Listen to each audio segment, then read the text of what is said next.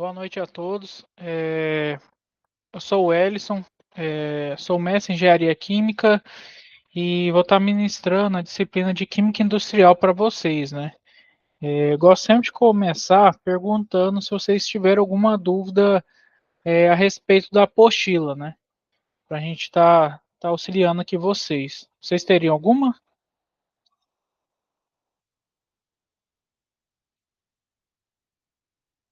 Bom, eu vou dando sequência e, enfim, depois no final da aula, se alguém tiver alguma dúvida sobre a apostila, é só me perguntar que eu posso estar ajudando vocês. Hoje, o que eu vou trazer aqui para vocês?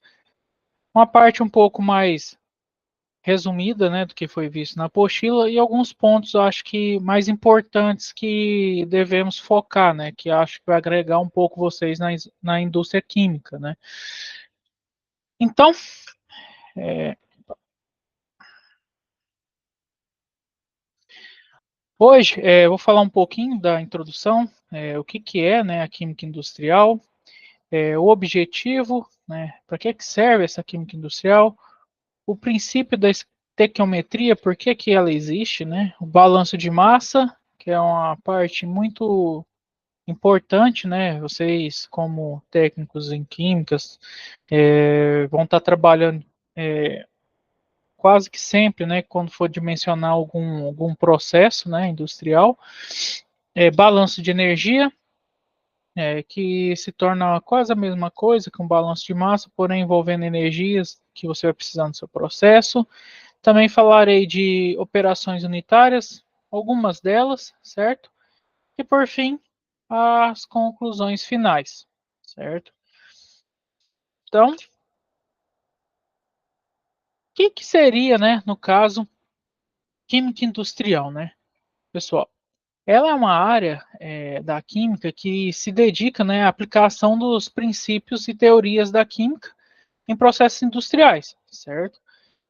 Com o intuito, no caso, de produção de substâncias e materiais em larga escala. Esse é o principal foco da química industrial, né? Trabalhar todos esses processos que existem atualmente e que também possa ser desenvolvido, né? Então, qual que é o objetivo dessa disciplina, né? No caso, é capacitar profissionais que atuam na indústria, né? Otimizando, no caso, processos e, consequentemente, devolvendo novos produtos de maneiras eficientes, segura e sustentável, certo? Lembrando, é bom frisar que novos produtos não é considerado só o desenvolvimento de um produto novo, mas também é considerado, por exemplo, um novo processo, algo que você foi lá, mudou uma etapa de um processo que otimizou o tempo, certo? Isso também é considerado um desenvolvimento. Então, entra nesse objetivo também. E, enfim, na indústria, né, a química é utilizada em diversas etapas, em N momentos, podemos dizer, né? E dessa seleção e preparação, fala assim, desde a seleção e preparação de matérias-primas, né, até transformações químicas e físicas dos materiais para a obtenção de produtos desejados, certo? E entre os principais setores da indústria química, nós podemos frisar que existem a petroquímica, a de alimentos, a de polímeros, as farmacêuticas, as, as de fertilizantes e de pesquisa, esses cosméticos também, né, que vem crescendo bastante, né? Cada dia mais o pessoal busca se embelezar mais, podemos dizer, né?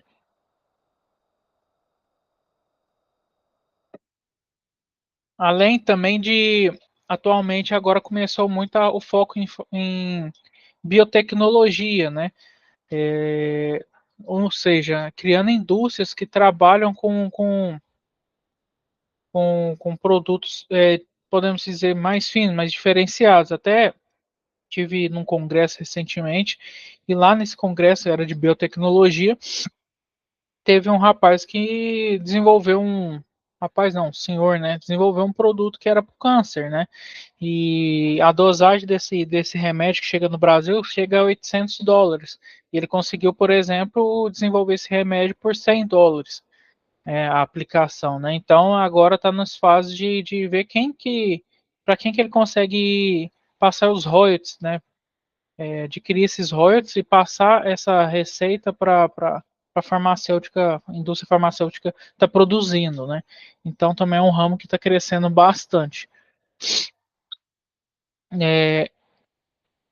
Para vocês terem noção, o químico industrial também precisa compreender a importância do controle ambiental, certo? Visando reduzir impactos de operações industriais, né? Assim, temos como o uso eficiente de energia e de matérias-primas e a minimização de resíduos que são abordados dentro dessa disciplina, né? Ou seja, pessoal, a gente tem uma demanda muito grande, né, de preservação do meio ambiente, né? E cada vez mais não é só desenvolver um produto, mas também temos que pensar no que esse produto vai gerar, no resíduo que vai gerar. Ah, não, esse produto é orgânico, por exemplo, então ele vai, na verdade, ser benéfico para o meio ambiente, então, ok, né? É algo que também tem que se pensar. Enfim, entrando mais a fim da matéria, né? Vamos falar um pouquinho então sobre os princípios da estequiometria, né? Ou seja, para aplicar a estequiometria em escala industrial, o que é necessário, né? No caso, temos que equacionar as reações, fazer o equacionamento das reações, né?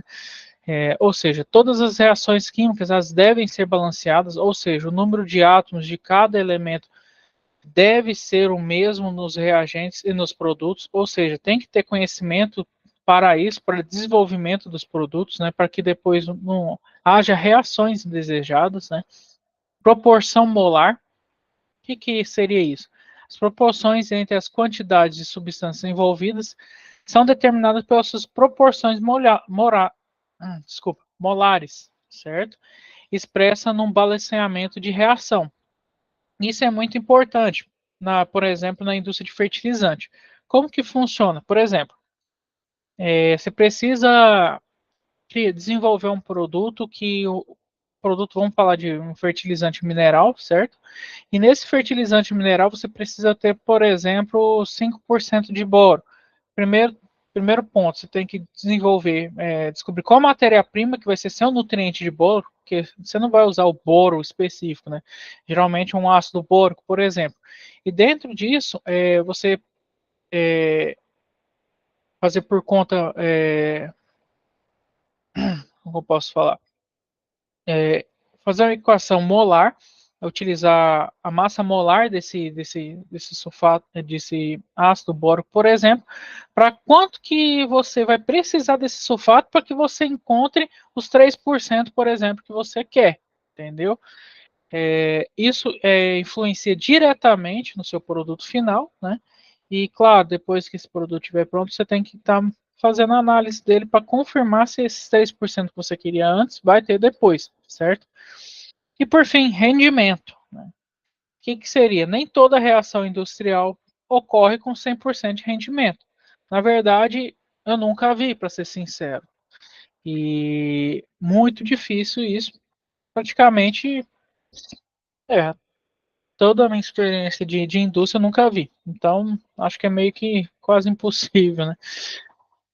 E com isso, esse cálculo de rendimento sendo comum um cálculo de rendimento percentual para determinar a eficiência real do seu processo, né? De fato, né? Contas básicas que teremos que ter no seu processo para que a gente dimensione também a perda que a gente está tendo dentro desse processo e por que que isso está acontecendo. E com isso, com esse dado, a gente vai conseguir ver se a gente consegue melhorar algum ponto ou não, certo? Enfim, vou citar para vocês aqui um exemplo de uma estequiometria aplicada na indústria, né? Vamos considerar, por exemplo, uma produção de uma indústria numa produção industrial de amônia, né? Pelo processo de Haber-Bosch, a partir do nitrogênio, N2, né? E hidrogênio H2. Ou seja, a fórmula dele seria N2 mais 3H2, que vai formar 2NH3, que seria a nossa amônia. Nesse processo, para cada 1 mol de Na2, são necessários 3 mols de H2, para produzir, no caso, então, 2 mols de amônia, certo?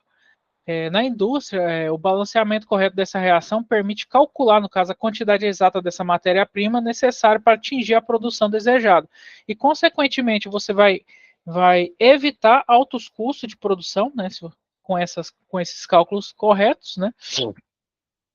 E fazer a reação correta desse produto, certo? Isso, é claro, né, ajuda no bem-estar financeiro da sua empresa, né? E que a empresa não venha a quebrar futuramente, né? Por isso que é bem importante esses cálculos de estequiometria, né? Para vocês verem o tanto que influencia.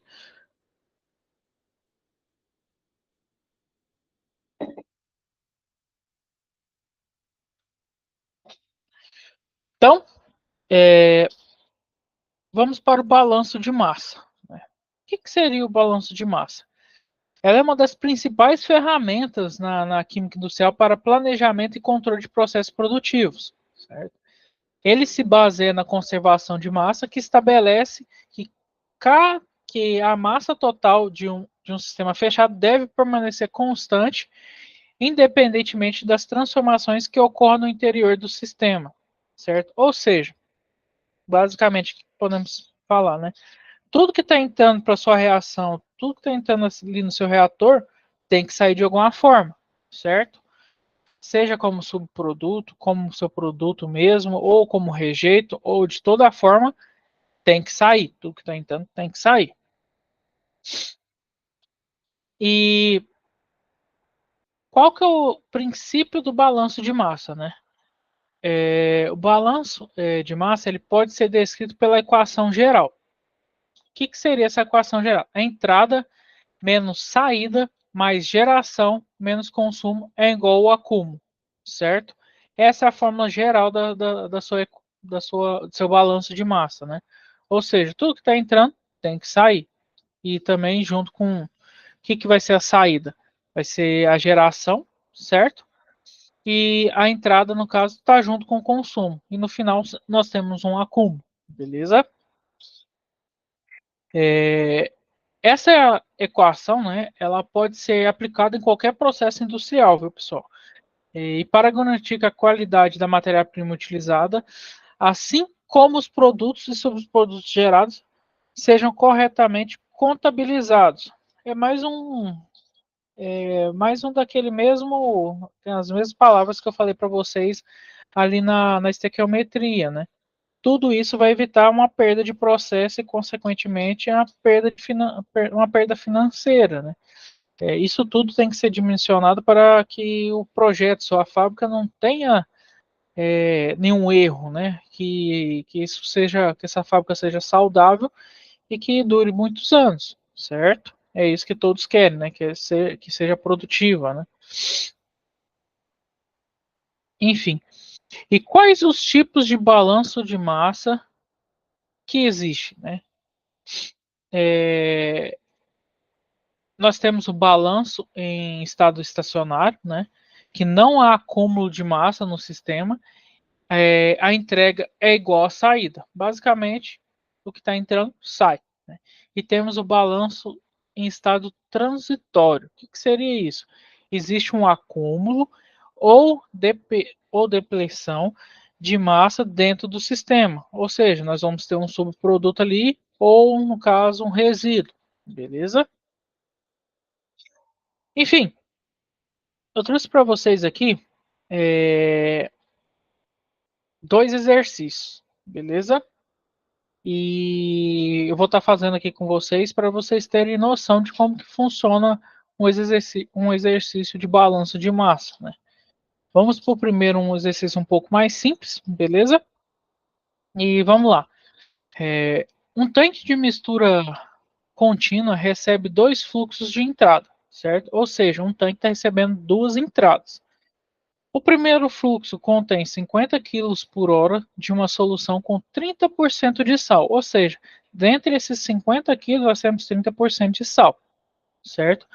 Que esse sal, no caso, está dissolvido em água, ou seja, fora esses 30%, 70% é água, beleza? O segundo fluxo contém 100 quilogramas por hora de água pura, né?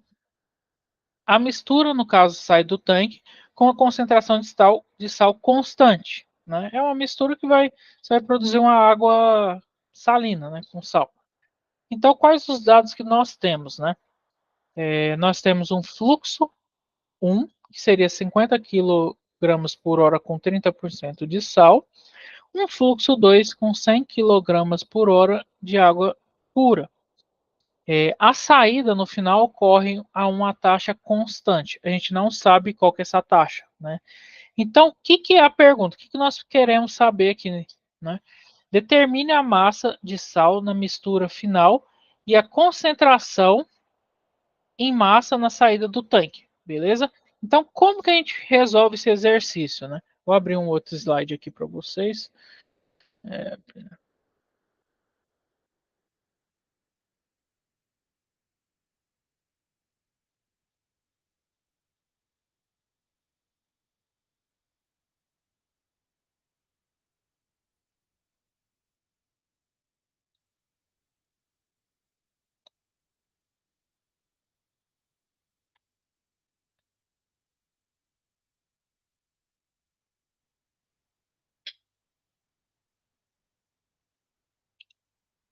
só um minutinho.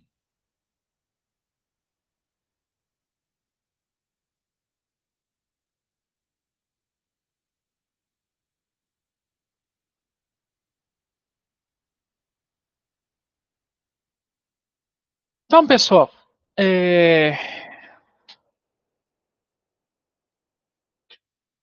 peço que prestem bem atenção, que isso aqui é uma questão que pode cair na prova, beleza? Então, como que funciona? Aqui o exercício. Nós temos duas entradas, certo? Aqui nós temos um tanque. Vocês desculpem o meu desenho, é um desenho um pouco mais simples. E nessas duas entradas temos uma saída, beleza? Então, como que funciona aqui?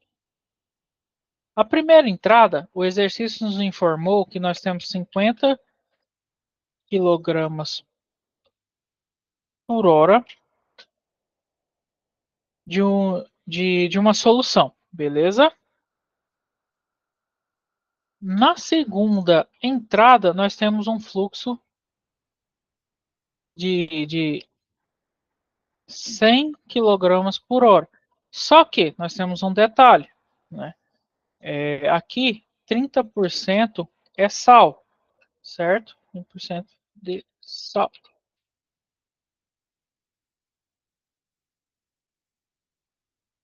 Correto? Então, o que, que nós queremos saber? Determina a massa de sal da mistura final e a concentração de sal em massa na saída do tanque. Né? Que seria, como que vamos fazer aqui então? Primeiro passo. Primeiro passo.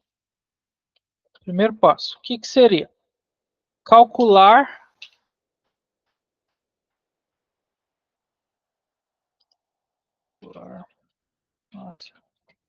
de sal no fluxo 1. Ok? Como que é feito isso então? Nós temos vamos colocar aqui, ó, massa de sal, vou colocar assim, beleza? Abreviado, pessoal. Que é igual, no caso, nós temos 50 quilogramas por hora, vezes, vou colocar um pontinho, viu? Vou colocar vezes com X mesmo. Vezes 30%, que seria, no caso, a mesma coisa que 0,30, beleza? E no caso, então, ms vai ser igual, então, deixa eu fazer as contas aqui, a 15 quilogramas por hora, quilogramas por hora, certo? Então, beleza. A gente já tem aqui o primeiro passo, então. Calculamos a massa de sal no fluxo 1, beleza? Então, vamos para o segundo passo. O que seria o segundo passo? Calcular a massa total de água que temos em todos os fluxos, né? Então, calcular massas totais de água nos fluxos, beleza? E como que faz nessa forma, então? Vamos lá. Aqui como que eu posso fazer? Vou colocar aqui tem um quadrado, aqui fica legal. Então, vamos lá. Fluxo 1.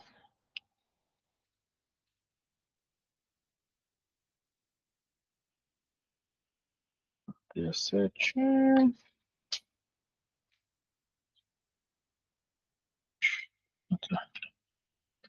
Fluxo 1. Então, como eu falei para vocês antes, nós temos no fluxo 1 50 quilogramas por hora, certo? Então, 50 quilogramas por hora. Para a gente saber a massa de água que nós temos nesse fluxo, é só diminuir então a massa de sal que nós temos nesse fluxo. Então, é menos 15 quilogramas por hora, beleza? Que então, no caso, vai dar igual a 35 quilogramas por hora. Ou então, pessoal, tá errado. Ou então, pessoal, era simplesmente aqui em cima, tá vendo? Era 50 vezes 30%, era só a gente fazer 50 vezes 70%, que também vai encontrar o mesmo valor, beleza? Mas, continuando, vamos para o fluxo 2.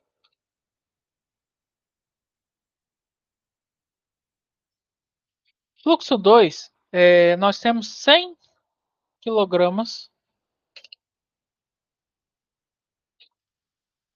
por hora, certo? Esse é o nosso fluxo de água, porque aqui não foi informado que a gente tem nenhum sal, beleza? Então, qual que é a massa total de água que nós temos ao final disso tudo, certo?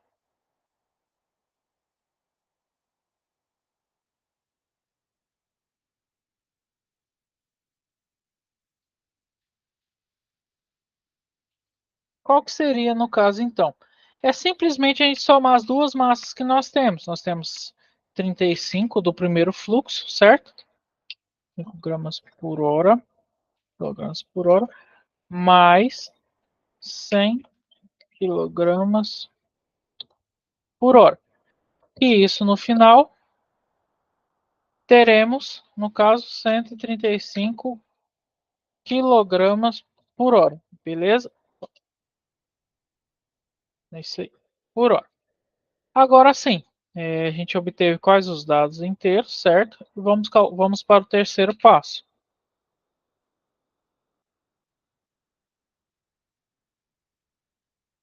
Vou colocar aqui de vermelho para ficar mais apresentável.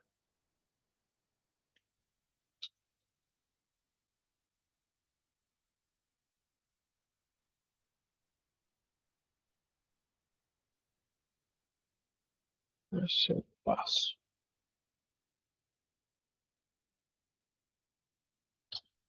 O que, que seria, então, pessoal, o terceiro passo, né? Nesse caso, vamos calcular a massa total da mistura, beleza? Qual que é o que nós temos no geral, né?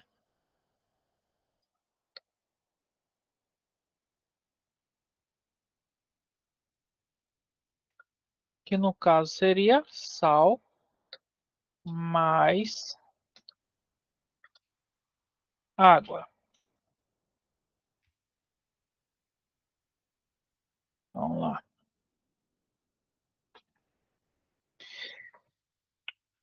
massa total. Podemos falar então que ela é igual, no caso, a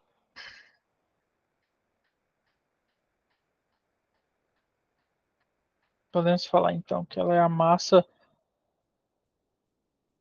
vou colocar aqui massa do fluxo, massa total do fluxo 1 mais massa total do fluxo 2. E com isso nós encontramos a massa total da mistura, beleza? Então, massa, to massa total será igual. Qual que é a massa total que nós temos no fluxo 1? Concordam comigo que a massa total é 50, certo? Porque o restante aqui a gente até diminuiu, que foi 35 que a gente tem de água e 15 de sal. Ou seja, a massa total com água mais sal é 50 kg por hora. E na fluxo 2 nós temos 100 kg por hora, certo? Então, 100 kg por hora. Por hora. Beleza. E quanto que isso vai dar? 150 kg por hora. Então, nós temos a massa total de água, nós temos a massa de sal que nós temos no fluxo 1. Então, nós vamos para o último passo, que seria qual a concentração de sal que nós temos na mistura final, certo? Vamos lá, copiar esse aqui, ó.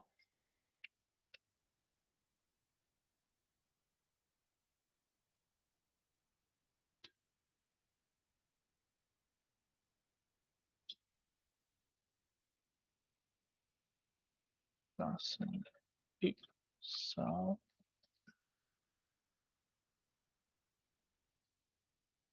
final. Então, vamos lá.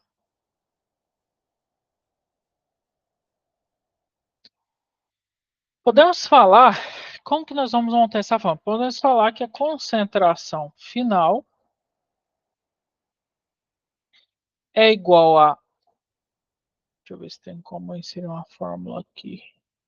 Que não vai ter jeito, hein?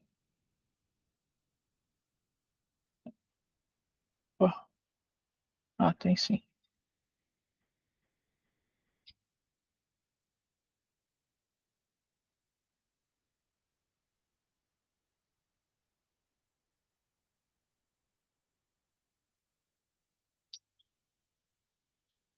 Pronto, agora ficou legal. Então, nós podemos falar que a concentração final é a mesma coisa da massa de sal que nós temos, inicial, certo? Dividido pela massa total, certo?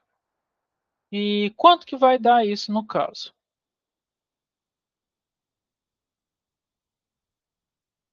Então, podemos falar que a concentração final vai ser igual a massa de sal, que quanto que é? Que é 15, certo? 15 dividido 15 kg por hora, dividido, deixa eu fazer arrumando aqui com esse melhor. Equação.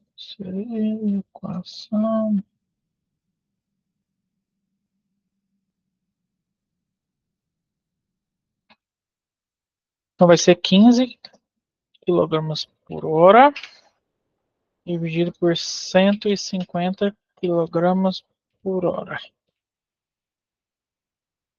Certo? Nós temos esse valor. Então,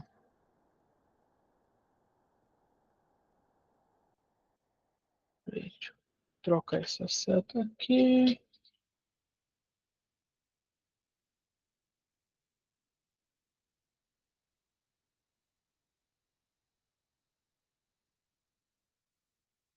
Com a setinha de tocou.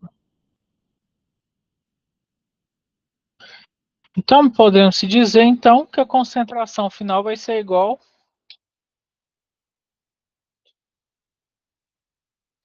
ser igual.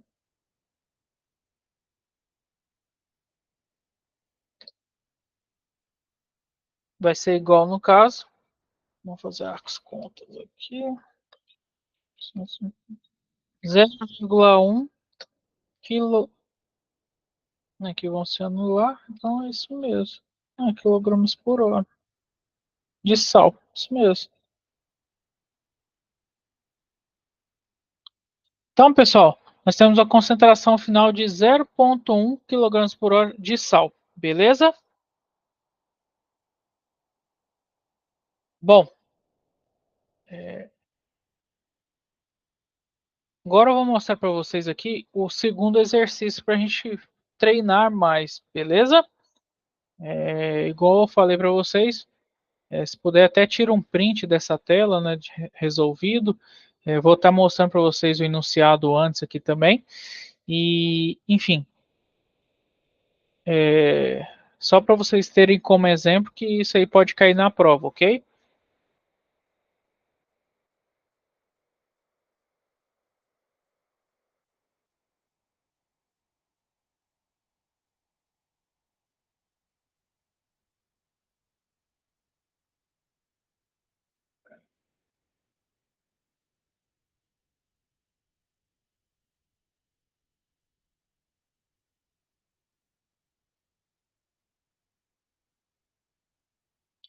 Bom, se alguém quiser tirar um print, eu vou esperar um pouquinho. Se bem que eu também vou disponibilizar esse material depois também, então fica mais tranquilo, certo?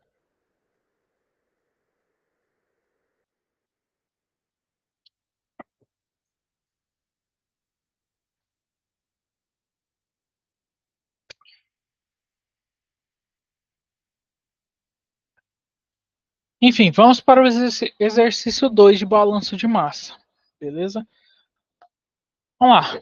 Uma planta de produção de açúcar usa um evaporador para concentrar uma solução de açúcar em água, certo? O evaporador ele recebe uma alimentação de 2.000 kg por hora de uma solução contendo 5% de açúcar em massa.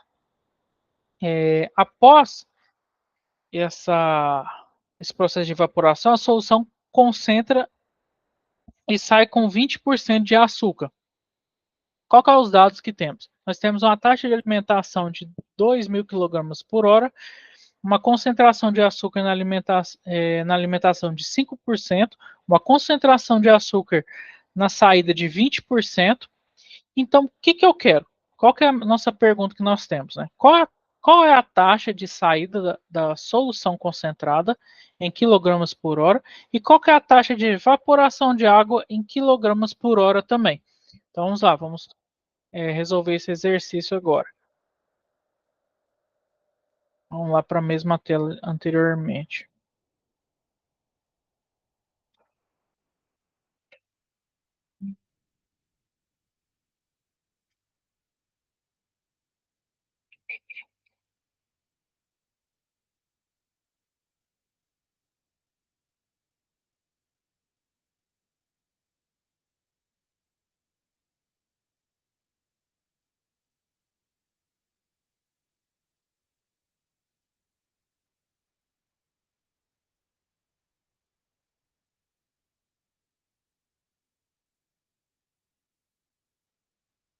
Então, pessoal, o exercício nos fala que está entrando uma solução concentrada no nosso evaporador, né, de 2.000 kg por hora de uma solução que contém 5% de açúcar, desculpa. Como que funciona isso então? Nós está entrando uma solução de 2.000 kg por hora, certo? Solução.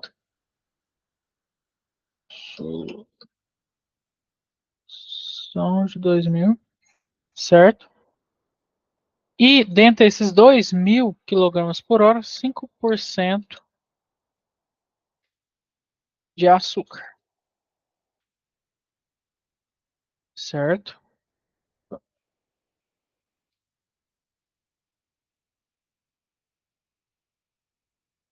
Escrever isso aqui, solução. Melhor. Enfim, a única coisa que nós sabemos é que no processo, na saída, nós temos 20% de açúcar, certo?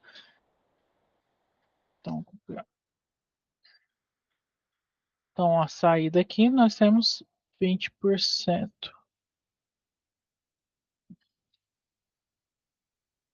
Essa saída aqui de cima é a saída da evaporação, viu, pessoal? Então, provavelmente o que vai sair é o quê? Água, né? Então, como nós vamos resolver esse exercício? Vamos ao primeiro passo.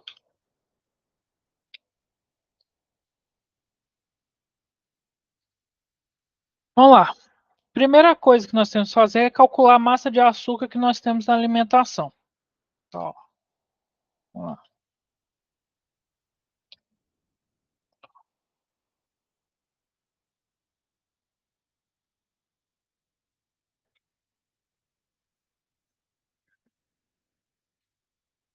Alimentação, certo? E como que nós fazemos?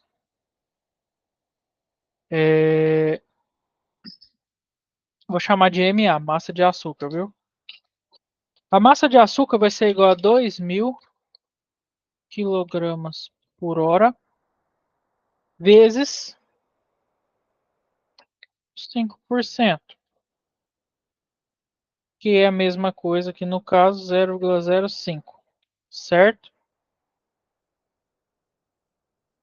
Então nós temos que a massa de açúcar é igual, certo? A 100 quilogramas por hora, beleza? É, Uma coisa que a gente tem que salientar também, que esses 100 quilogramas por hora sempre vai estar aqui. Porque o que vai evaporar é só água. Esses 100 quilogramas não vai evaporar, beleza? Uma cor diferente aqui.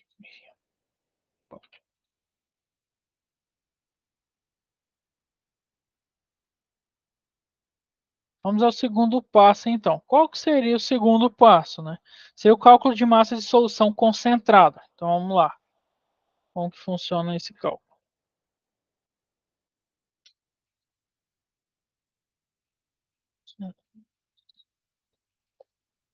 Concentrada. O que nós vamos ter aqui? Nós teremos a massa de açúcar na saída, que no caso vai ser igual à massa total da saída, beleza? Vezes, no caso, os 20% que nós temos, certo? Aqui, ó. Então, vamos montar essa formulazinha aqui. Nós temos que a massa de, de açúcar na saída é igual a massa total da saída também, vezes os 20% de açúcar que nós temos na saída, que no caso é a mesma coisa que 0,2, beleza?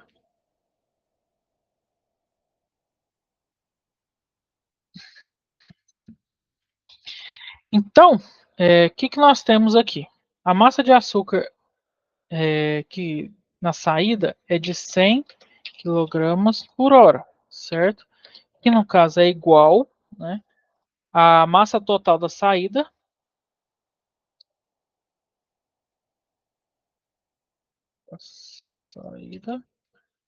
vezes, vou até simplificar aqui, pessoal, vou usar 0,2.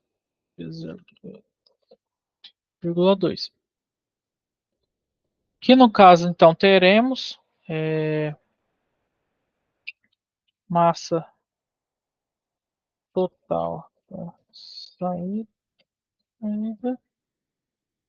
que será igual a 100 dividido por 0,2, correto? Que no caso, então, teremos um valor de Eu vou chamar, colocar aqui MTS de 500 quilogramas por hora. Ou seja, a nossa massa total da saída, que está saindo aqui, então, vai ser de 500 quilogramas por hora. Ah, então beleza. Então, quanto que foi evaporado de água? Concorda comigo que se a gente tinha 2.000 quilogramas por hora na entrada, é só a gente diminuir com esse valor que nós vamos saber a massa total que foi evaporada de água, correto? Ou seja, vamos ao terceiro passo.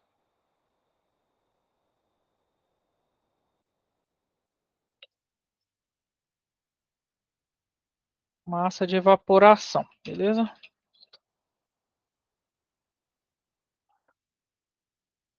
Massa,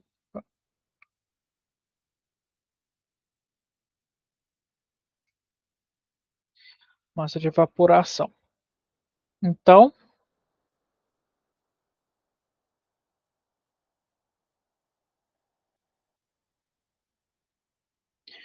a nossa massa de evaporação será igual a,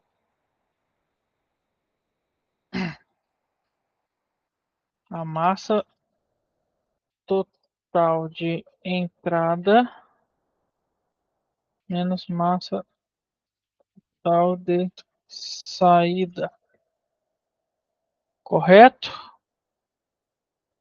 Simplesmente, então, massa de evaporação será igual a 2.000 menos 1.000 quilogramas por hora menos 500 quilogramas por hora.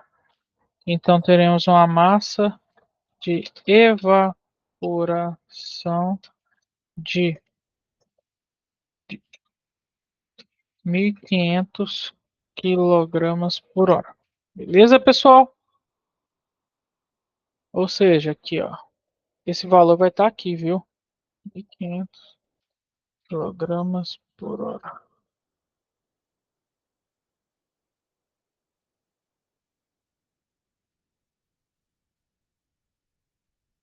É isso aí.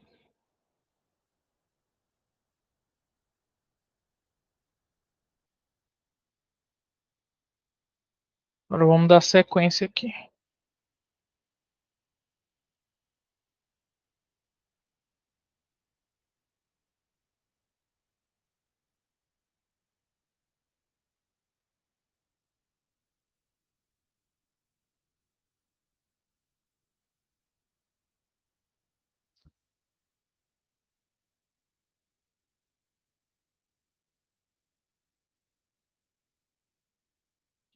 Pessoal, sobre esse exercício, alguém tem alguma dúvida?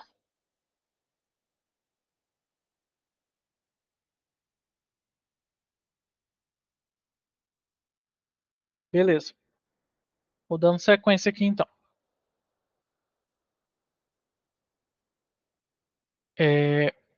Então, vamos falar agora um pouco sobre balanço de energia. O que seria o balanço de energia, certo? Ele é utilizado para garantir que o sistema industrial funcione de maneira eficiente em termos energéticos, beleza? Que você tem energia para aquele sistema operar. É isso que ele fala, beleza? Assim como a massa, a energia é conservada em qualquer processo, seja químico ou físico. Ou seja, tudo que você vai fazer vai gerar energia também, beleza? Então, qual que é o princípio do balanço de energia? O balanço de energia pode ser descrito por essa seguinte equação aqui apresentada para vocês. Ó. É a energia de entrada menos a energia de saída, mais a geração de energia, menos o consumo de energia é igual a um acúmulo de energia. Beleza? Ou seja, tudo que está entrando, de alguma forma, vai ter que sair. Beleza? Mais que ocorra um acúmulo, algum jeito vai ser utilizado. Né? Essa equação ela pode incluir diferentes formas de energia, como calor, trabalho mecânico e energia inteira do sistema. Interna, desculpa, do sistema. Ok?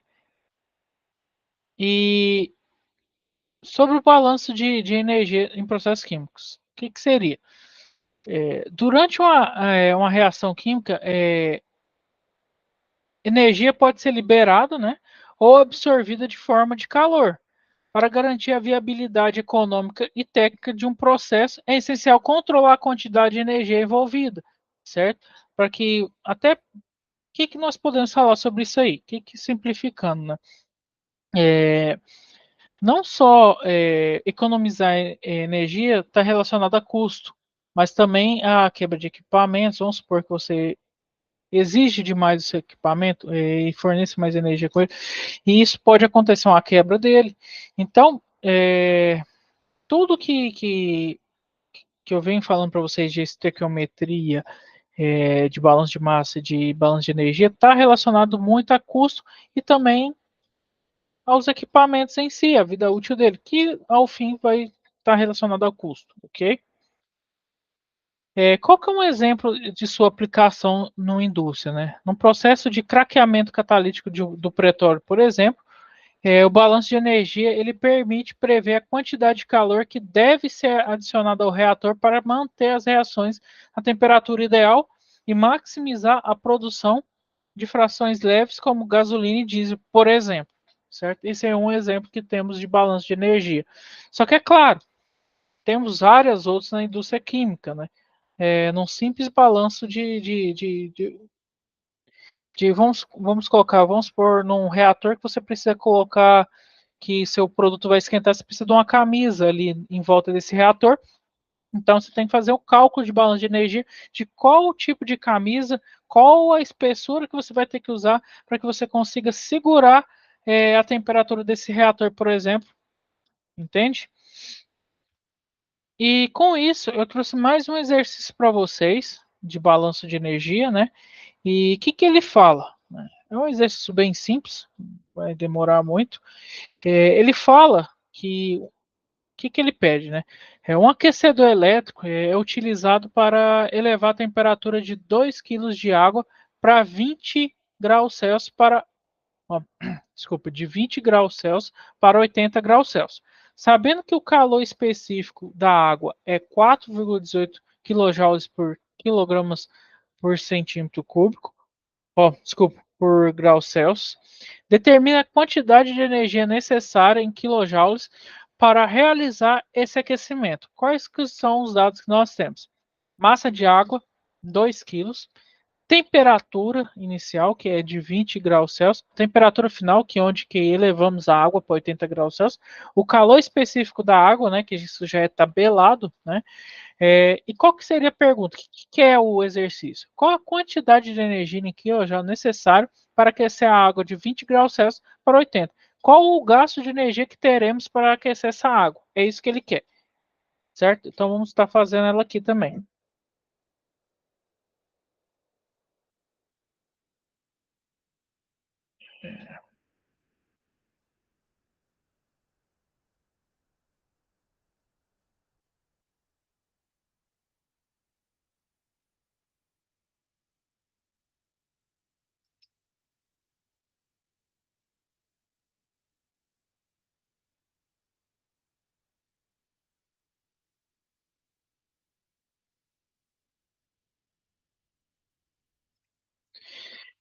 Então, a energia necessária para crescer uma substância é calculada pela equação de calor sensível, beleza?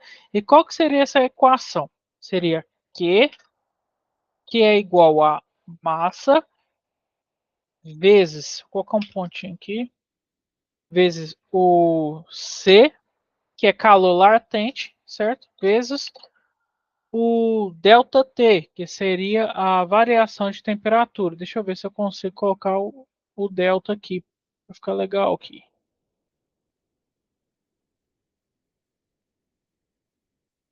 Vou procurar ele aqui. Vamos ver se tem dele.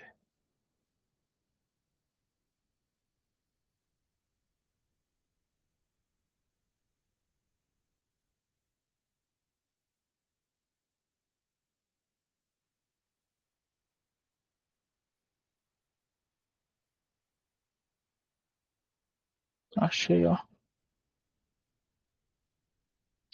Então, ΔT, beleza?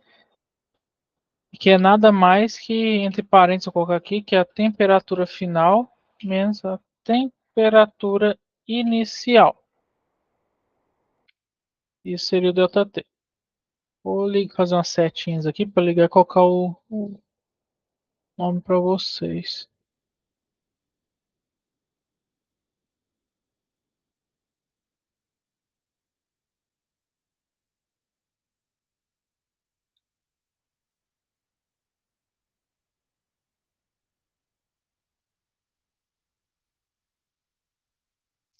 Tá certo isso aqui não.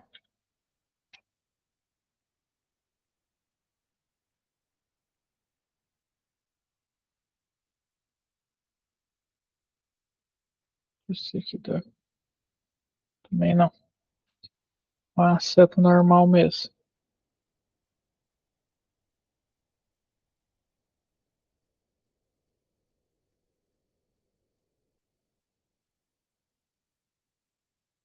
Então aqui, pessoal, nós temos o energia, certo? Que é a nossa fórmula do calor sensível, em quilojoules.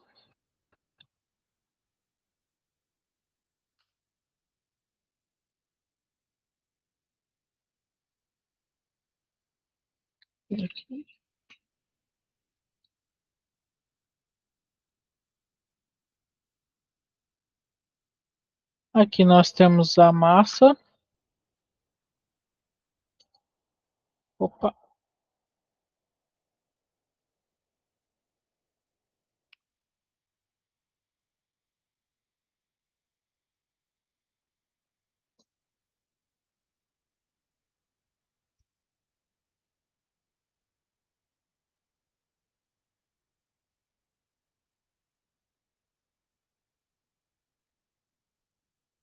Aqui nós temos o calor latente, beleza?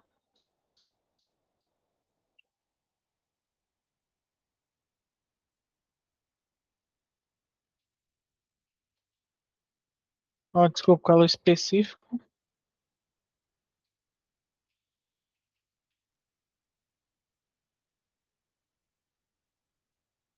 E por fim, a variação de temperatura.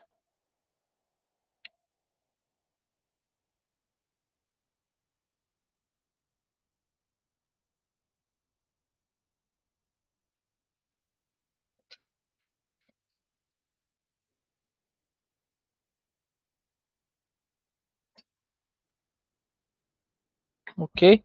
Então, como que nós vamos utilizar essa forma? Vamos ao primeiro passo.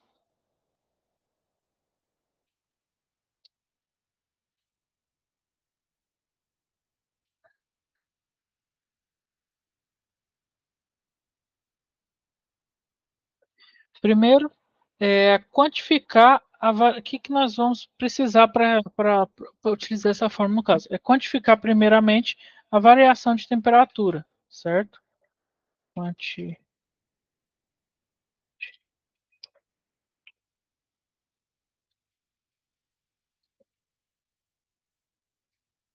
quantificar a variação de temperatura. Beleza? Então, nós sabemos que nós temos a temperatura final que nós queremos, certo?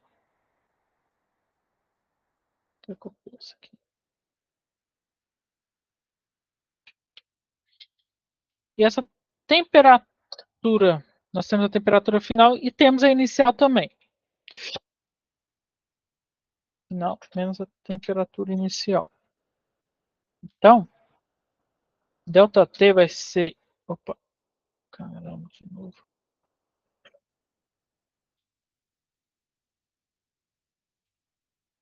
ΔT vai ser igual a 80, correto? Que era o que o exercício tinha nos pedido, menos 20 graus Celsius. Então, nós temos a variação de temperatura de 60 graus Celsius. Inserir símbolos.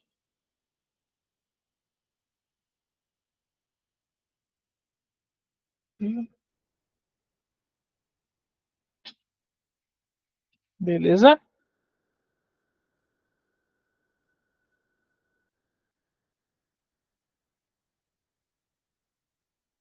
Vamos para o segundo passo. O que é o segundo passo? A utilização da fórmula. Agora nós já temos todos os dados possíveis, né? Então, dois pontos. Segundo passo. O que seria? Cálculo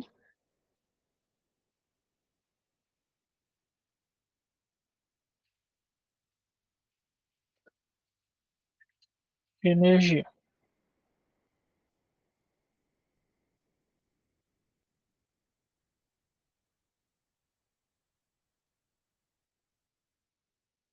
Então, vamos lá. Nós temos a fórmula, então, que é igual a M vezes C vezes o ΔT.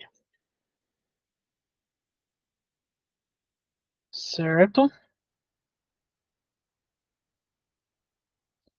Então, vamos montar ela aqui.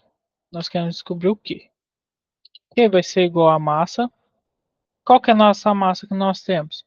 O exercício falou que era 2 quilos. Então, temos 2 vezes. Qual que é o nosso calor específico? O exercício falou que era 4,18 kJ dividido por quilogramas vezes graus Celsius. Beleza? E qual que é a variação de temperatura que nós achamos? 60 graus Celsius, certo? Então, qual que é o valor que vai nos dar no final? Fazendo essas multiplicações, 502,8 quilojoules. Isso porque vai cortando unidades e a gente chega no quilojoules, ok? Então, o que nós podemos concluir? A quantidade de energia necessária para aquecer 2 kg de água de 20 graus Celsius para 80 graus Celsius é 502,8 kJ. Beleza? Então, vou aqui, depois eu envio para vocês também.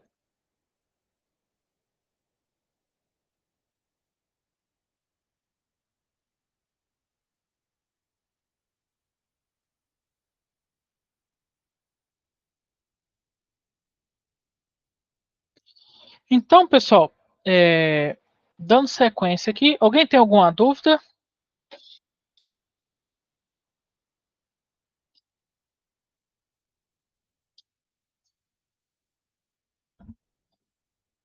Enfim,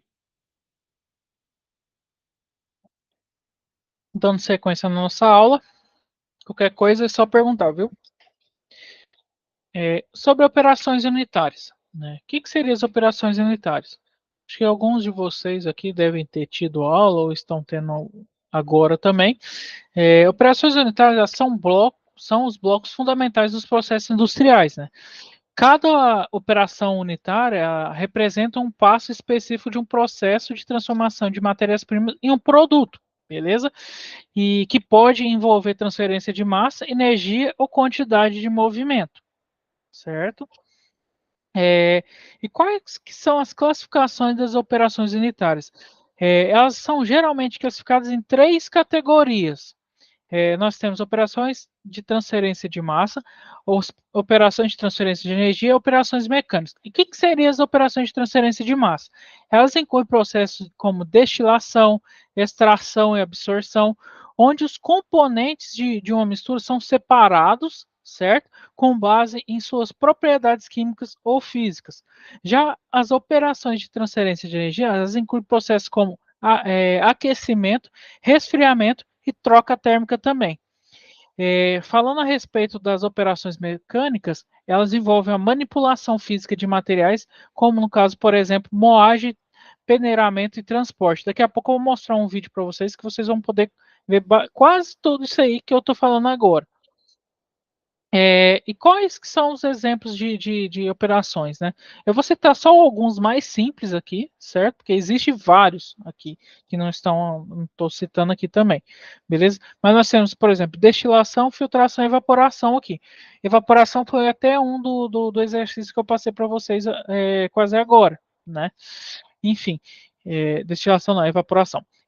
Sobre destilação, é uma técnica de separação que utiliza a diferença nos pontos de ebulição dos componentes de uma mistura líquida para separá-los, beleza? Ou seja, diferentes pontos você vai aquecendo o seu líquido e você vai separando aquele produto que você quer, beleza?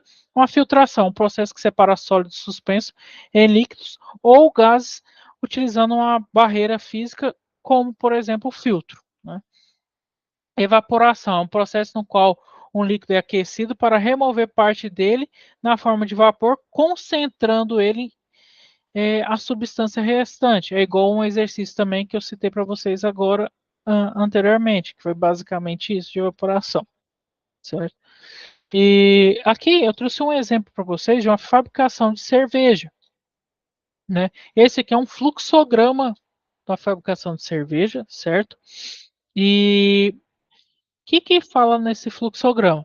Aqui tem processo de operações unitárias, aqui, ó, como moagem, nós temos filtração, nós temos uma clarificação que utiliza temperatura, aquecimento também, ebulição, certo? Ou seja, para fazer a cerveja, que partes que parte a cerveja, né? Parte da moagem, braçagem, filtração, ebulição, arrefecimento, a fermentação, né? A maturação desse caldo, a clarificação.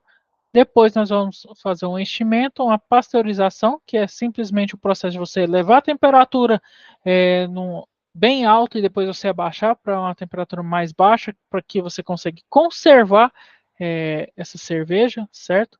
Que no caso era um chopp, né? O chopp é uma cerveja crua, né? Depois que você passa pelo processo de pasteurização, ela se torna uma cerveja. E por fim, a distribuição, beleza?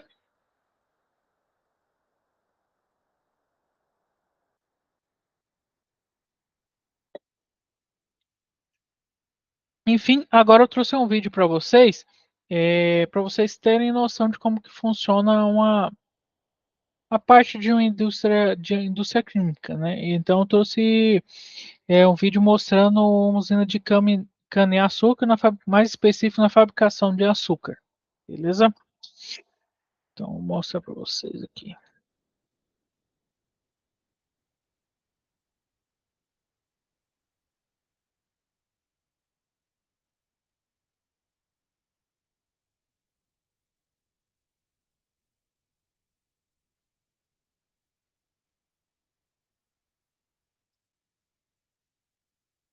Vou colocar um pouquinho mais acelerado.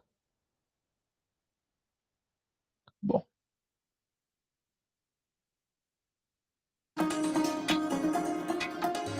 Olá! Você já se perguntou como o açúcar que você usa para adoçar seu cafezinho, fazer bolos ou sobremesas é feito? A cana-de-açúcar é responsável por 80% da produção mundial de açúcar, tornando-se a principal matéria-prima do produto. A beterraba vocês açucareira estão também é escutando, usada na pessoal? fabricação do açúcar. Mas neste vídeo, vamos abordar a produção do açúcar derivado da cana. Vamos acompanhar as etapas da produção de açúcar, desde o plantio da cana até a transformação do xarope em cristais brancos e doces.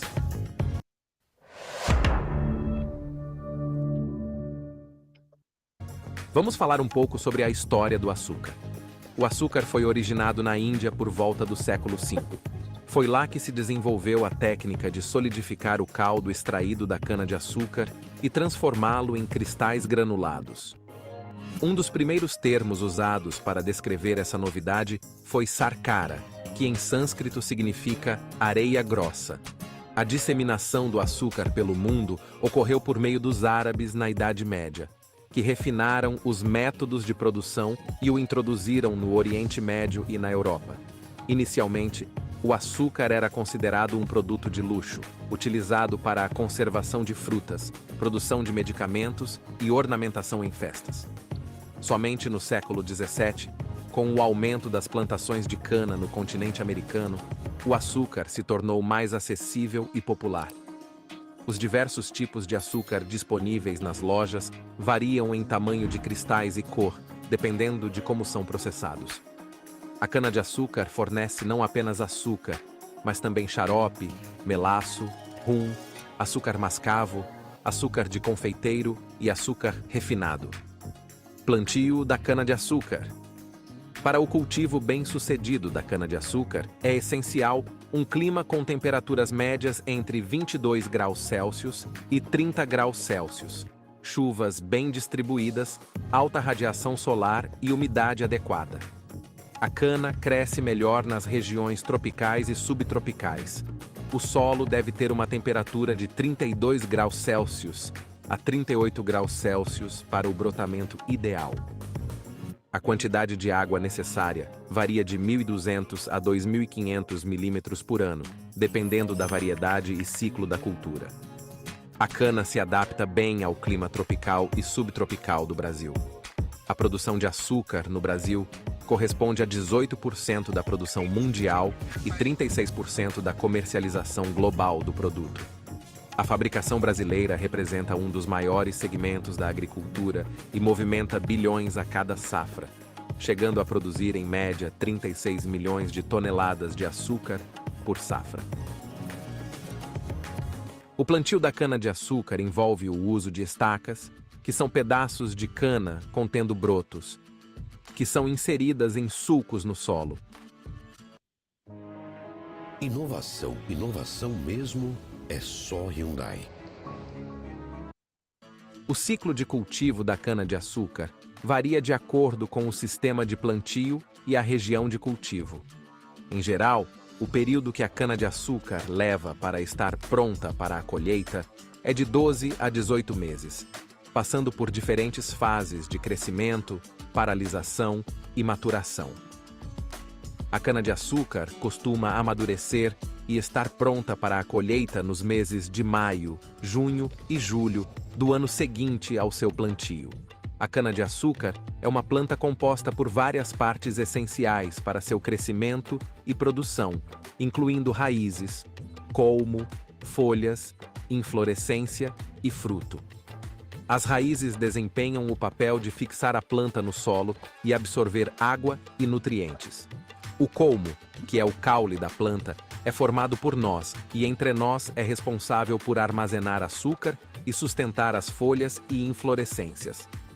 As folhas realizam a fotossíntese, produzindo açúcar a partir da luz solar. Colheita mecanizada. A máquina de cortar cana é um equipamento que realiza o corte dos colmos da planta de forma mecanizada, substituindo o trabalho manual. Existem diferentes tipos e modelos de máquinas de cortar cana, mas em geral, elas funcionam da seguinte forma. Se desloca sobre o terreno onde está o canavial, guiada por um operador que fica em uma cabine.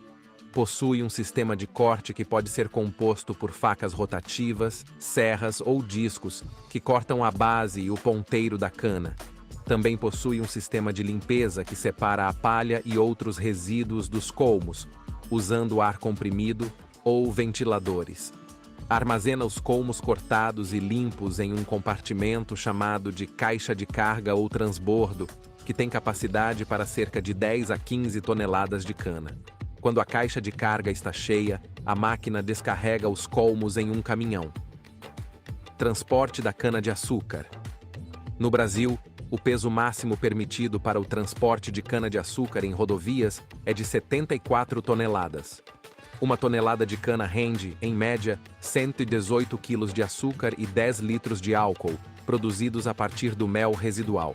Portanto, 74 toneladas de cana transportadas por um caminhão produzem aproximadamente 8.732 quilos de açúcar e 740 litros de álcool. Os caminhões que transportam cana-de-açúcar para as usinas utilizam diferentes métodos de descarregamento dependendo do tipo de caminhão, do estado da cana, inteira ou picada, e do sistema da usina. Descarregamento com garras.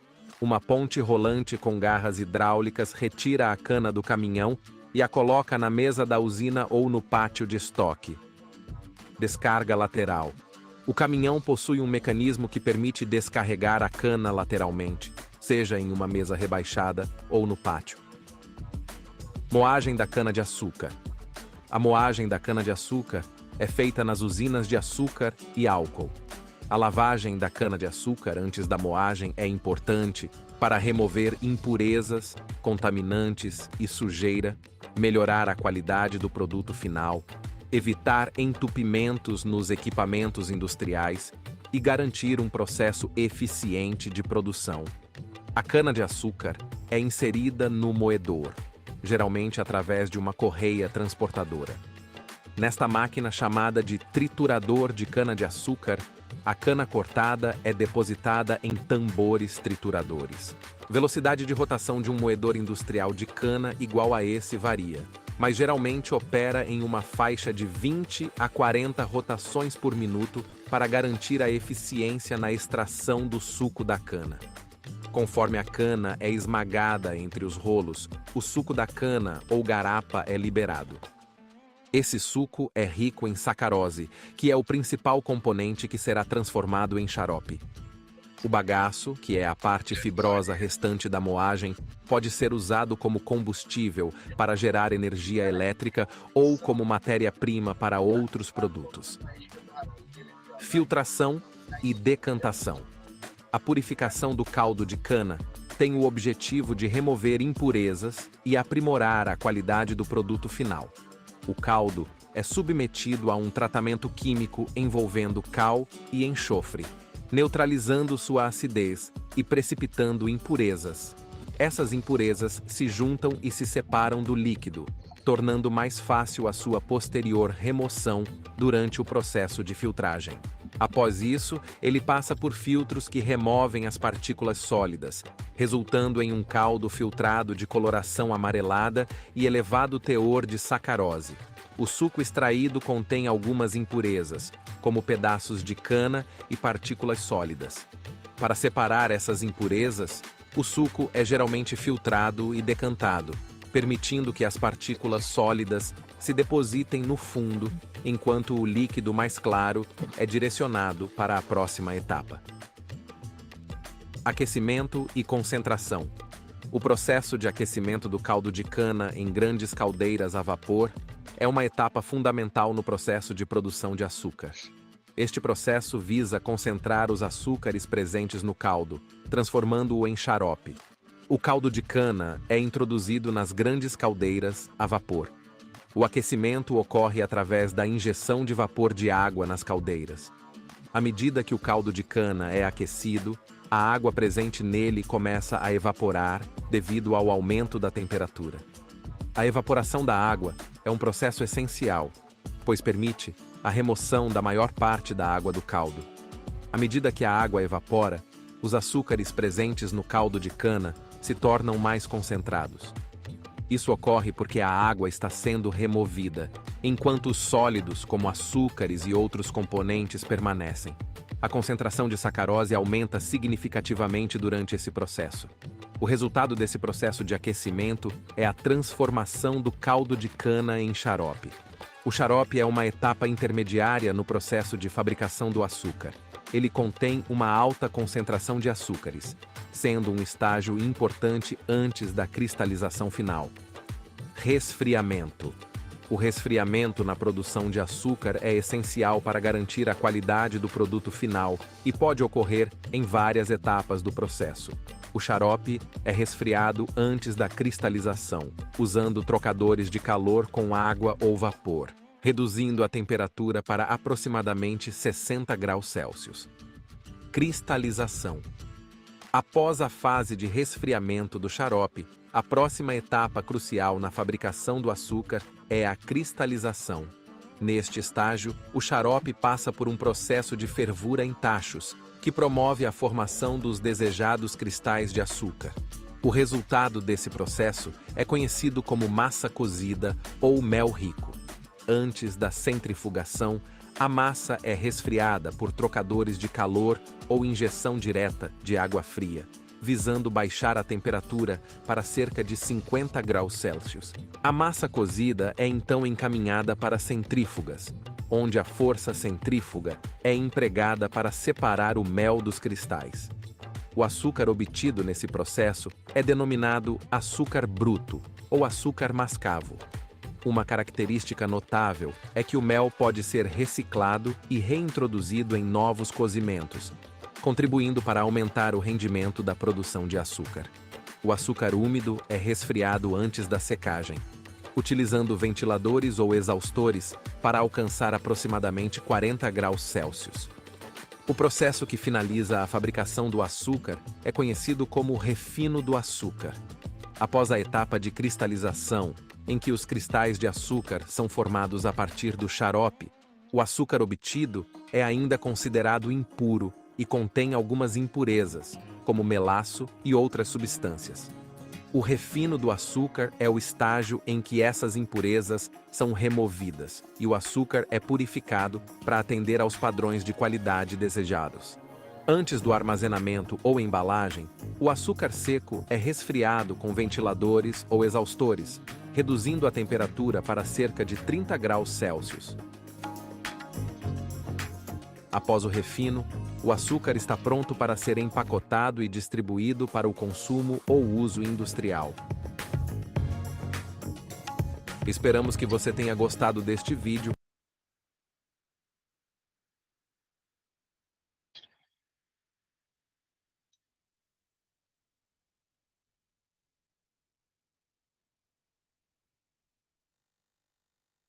Bom, pessoal, sobre operações unitárias, esses exemplos que eu trouxe para vocês, né? Espero que vocês possam ter visto uma parte deles, né, nesse vídeo, né? E, enfim, dando sequência, qual que é a importância, né, de operações unitárias para a indústria, né? A otimização delas, né, é crucial para reduzir custos, né, aumentar a eficiência energética e melhorar a qualidade dos produtos finais. Na prática, operações unitárias podem ser combinadas em diferentes sequências, né, assim como mostrou no vídeo, né, uma atrás da outra, formando um fluxograma complexo que representam o processo industrial como um todo. Isso tudo dá para você fazer um balanço energético e um balanço de massa também, certo? Enfim, por fim, a química industrial ela é uma disciplina essencial para a aplicação dos princípios da química em escala industrial, né? Onde, no caso, a eficiência, a segurança, a sustentabilidade são aspectos fundamentais. Ao longo dessa aula, né, de hoje, espero que vocês possam ter, no caso, aproveitado bastante, né? Exploramos alguns conceitos como estequiometria, balanço de massa, balanço de energia e operações unitárias, que são ferramentas, no caso, são cruciais nesse planejamento e controle e otimização de processos produtivos, viu? E a compreensão desses fundamentos eles permite que os profissionais da área, né, atuem de forma estratégica na indústria e promovam, né, o uso adequado dessas matérias-primas, dessas energias, bem como minimização de resíduos e impactos ambientais, beleza? E por fim, né, a integração desses conceitos possibilita uma atuação mais consciente e eficiente, tornando cada vez mais relevante em um cenário industrial competitivo e constante evolução. Beleza? Era isso que eu tinha para mostrar para vocês hoje. Agradeço a atenção de todos e boa noite a todos. Se alguém tiver alguma dúvida sobre a aula de hoje, sobre a apostila, fica à disposição aqui também. Beleza?